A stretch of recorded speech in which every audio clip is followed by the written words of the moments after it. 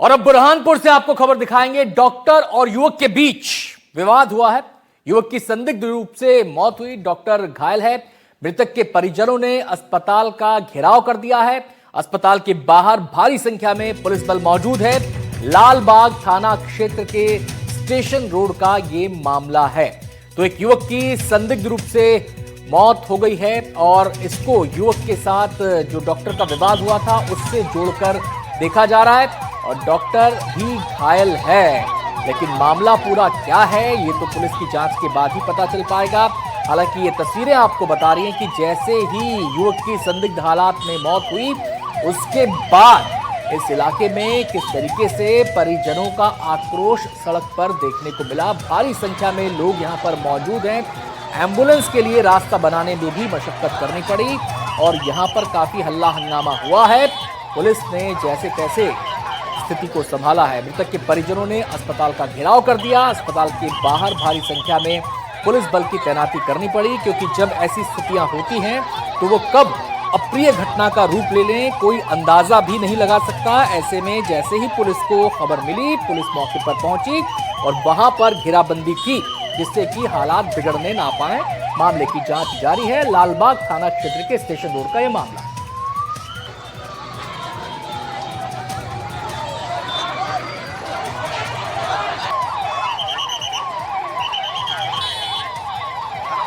Hakimi hospital है। इसमें एक सूचना आई थी, एक प्राकृतिक रूप से मृत्यु हुई है एक व्यक्ति की, जिसमें सूचना पर से मर्ग कायम किया गया है और जांच उसकी जारी है। हमारे वरिष्ठ अधिकारी घटनास्थल पर मौजूद है। कोई घायल भी हुआ है? घायल की भी एक जानकारी मिली है, वो भी अस्पताल भेज दिया गया है इलाज के लिए। घायल है डॉक्टर है सर? नहीं, ये अभी जानकारी नहीं है। अस्पताल बंद था, कैसे अंदर घुसा व्यक्ति? नहीं, अब अस्पताल तो घर भी इसी में है, तो अब जिस तरीके से भी वो घुसा है उसी की जांच जारी है। अभी मृतक की पहचान हुई, कहाँ का रहने वाला? नहीं, अभी ये नहीं पता चला है। नागेश पिता गेंदालाल चौहान करके कोई व्यक्ति है जी। उसकी अप्राकृतिक रूप से मृत्यु हुई है जिसकी जांच चल रही है। जांजगीर चांपा से आपको खबर बताएंगे। पैसे न देने पर चाकू से हमला कर दिया गया। शराब पीने के पैसे नहीं दिए तो किया चाकू से अटैक। पुलिस ने आरोपी को गिरफ्तार कर लिया। गिरफ्तार आरोपी के पास से चाकू बरामद कर लिया गया है। मामले में एक्शन कर रही है पुलिस की टीम।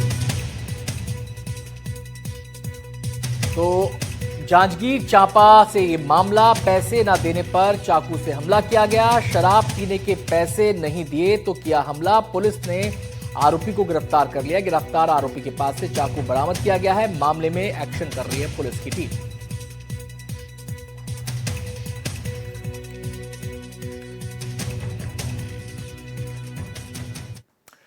रायपुर से खबर है। पिस्टल और कारतूस के साथ आरोपी को गिरफ्तार किया गया है। आरोपी का नाम तौकीर अहमद उर्फ बबलू है। आपको बताएं कि इसको गिरफ्तार कर लिया गया है। बबलू बाटली को और पिस्टल बरामद की गई है। 2 कारतूस बरामद किए गए हैं। 2 खाली मैगजीन जब्त किए गए हैं। आरोपी तौकीर पर सिविल लाइन थाने में दर्ज है केस। पुलिस ने मामला दर्ज कर कार्रवाई शुरू कर दी।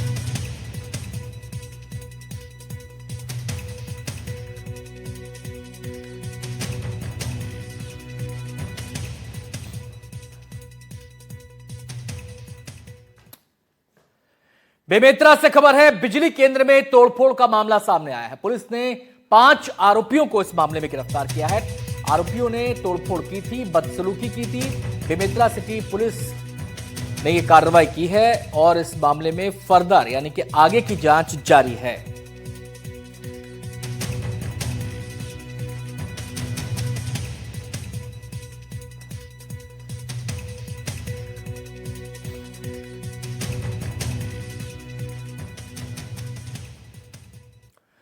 करोड़ों रुपए की लागत से बना जबलपुर का डुमना हवाई अड्डा एक बार फिर विवादों में है। हाल ही में मुंबई से जबलपुर यात्रा कर रहे एक यात्री कार्तिकेय चतुर्वेदी ने विमान की खिड़की से एक वीडियो रिकॉर्ड किया जिसमें विमान के रनवे पर दौड़ते समय उसके बहुत करीब एक लंगूर को भी दौड़ते हुए देखा जा सकता है।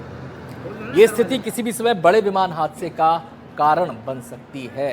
ये पहला मामला नहीं है जब जबलपुर एयरपोर्ट पर जानवरों की मौजूदगी ने सुरक्षा पर सवाल खड़े किए हों। इससे पहले 5 दिसंबर 2015 को स्पाइस जेट का एक विमान रनवे पर दौड़ रहे सुअर से टकरा गया था। तब पायलट की सूझबूझ से बड़ा हादसा टला था। ताजा घटना के बाद हवाई यात्रियों ने एयरपोर्ट प्रबंधन की लापरवाही बताते हुए सुरक्षा व्यवस्था पर गंभीर सवाल उठाए हैं।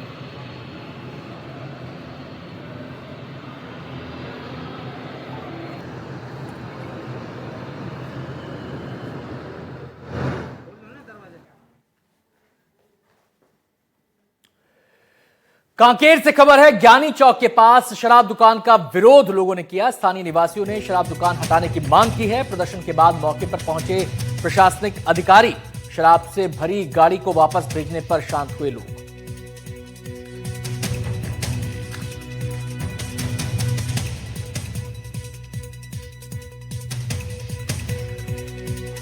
ये तस्वीरें आप देख सकते हैं, शराब दुकान के बाहर लोगों का विरोध है। दरअसल यहां पर शराब से भरी एक गाड़ी पहुंची थी, शायद स्टॉक सप्लाई करने के लिए आई थी और वहां पर तभी लोग इकट्ठा हो गए। इस दुकान का पहले से विरोध हो रहा था और लोगों ने इकट्ठा होकर अपनी नाराजगी को जाहिर किया। वो मांग कर रहे हैं कि शराब की दुकान को यहां से हटाया जाए।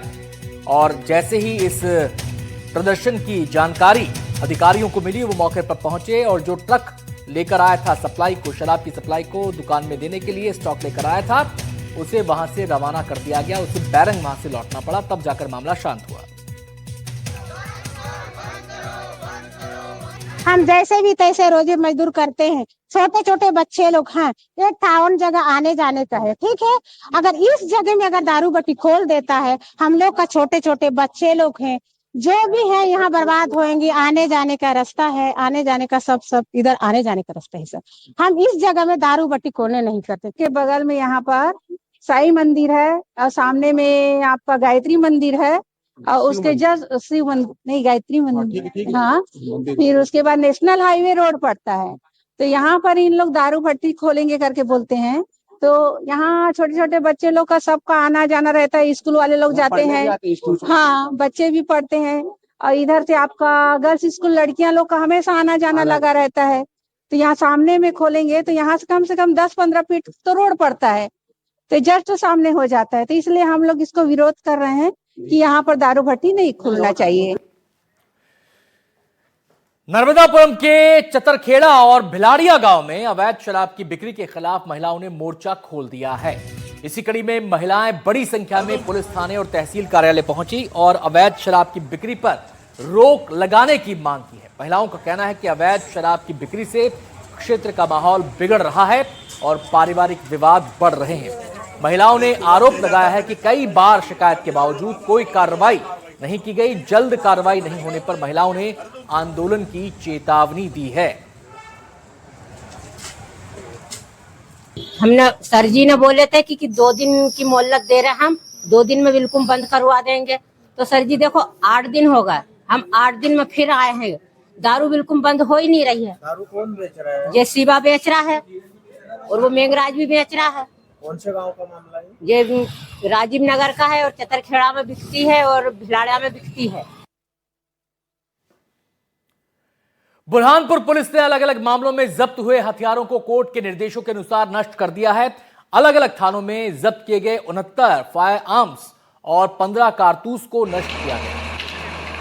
तो ये तस्वीरें आप देख सकते हैं, रोड रोलर की मदद से इन हथियारों को नष्ट किया गया। अगर हथियारों की संख्या की हम बात करें तो कुल मिलाकर 69 यानी 70 से एक कम फायर वेपन्स थे जिनको नष्ट यहां पर किया गया और 15 कारतूस को भी यहां पर नष्ट किया गया था। आपको बता दें कि ये तमाम जो हथियार आपके सामने सड़क पर बिखरे हुए दबे कुचले टाइप से पड़े हैं, जिनको बिल्कुल कुचल दिया है, रगड़ दिया है बिल्कुल सड़क से, अस्तर इनका बन चुका है और अब बेकार हो चुके हैं हथियार। कोर्ट के आदेश पर ये फैसला लिया गया। जो अलग अलग मामलों में जब्त किए गए थे हथियार, उन्हें निष्क्रिय कर दिया गया, नष्ट कर दिया गया।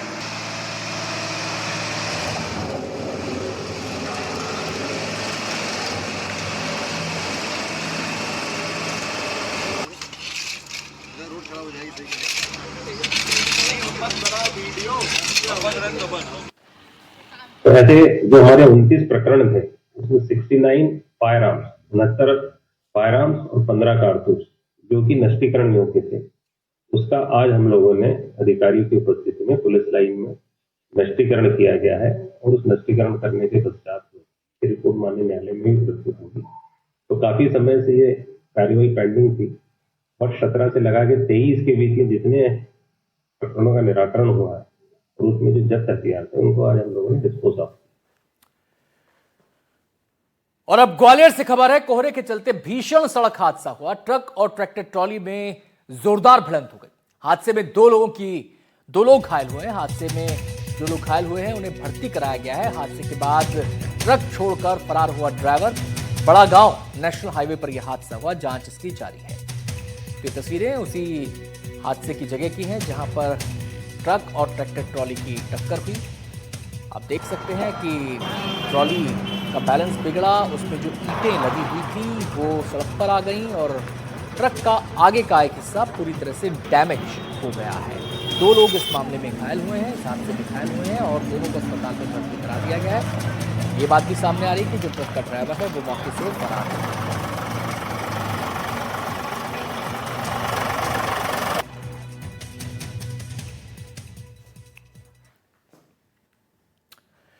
बैतूल से खबर, भोपाल नागपुर नेशनल हाईवे पर हादसा हुआ। सड़क हादसे में बस में सवार 7 लोग घायल हो गए।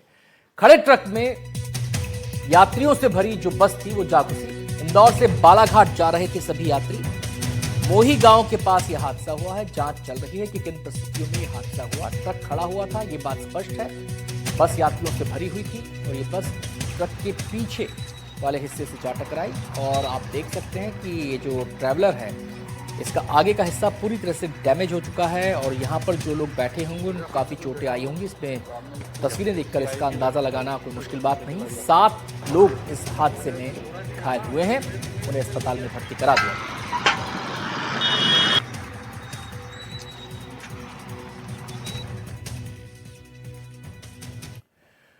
और अब मंडला से खबर आपको दिखाएंगे। बिनेका गांव के पास भीषण सड़क हादसा हुआ। मालवाहक वाहन से अचानक एक स्कूटी टकरा गई। हादसे में स्कूटी क्षतिग्रस्त हो गई। 2 लड़कियां घायल हुई हैं। जबरदस्त टक्कर के बाद मौके पर हड़कंप मच गया। हादसे में एक लड़की गंभीर रूप से घायल है। दोनों को अस्पताल में भर्ती कराया गया है। घटना का सीसीटीवी वीडियो भी सामने आ गया है। ये तस्वीरें एक बार फिर से रिपीट करके आपको हम दिखाएंगे कि आमने सामने की ये टक्कर है और कैसे अफरा तफरी उस समय वहां पर मौके पर मच गई। जैसे ही ये स्कूटी की टक्कर हुई इस वाहन के साथ, मालवाहक वाहन के साथ, ये साइड से टक्कर, सामने से स्कूटी आ रही थी और ये 2 वे रोड लग रही है मुझे। 2 वे रोड थी, सामने से स्कूटी आ रही थी। स्कूटी ने बचने की भी कोशिश की लेकिन स्पीड शायद यहाँ पर एक बड़ा फैक्टर है जिसकी वजह से बचते बचते साइड टकराई है मालवाहक जो व्हीकल है उसकी और उसके बाद स्कूटी को काफी डैमेज हुआ है। आप देख सकते हैं स्कूटी का अगला हिस्सा पूरी तरह से क्षतिग्रस्त हो गया है। 2 लड़कियां इस पर सवार थी, एक की हालत गंभीर है।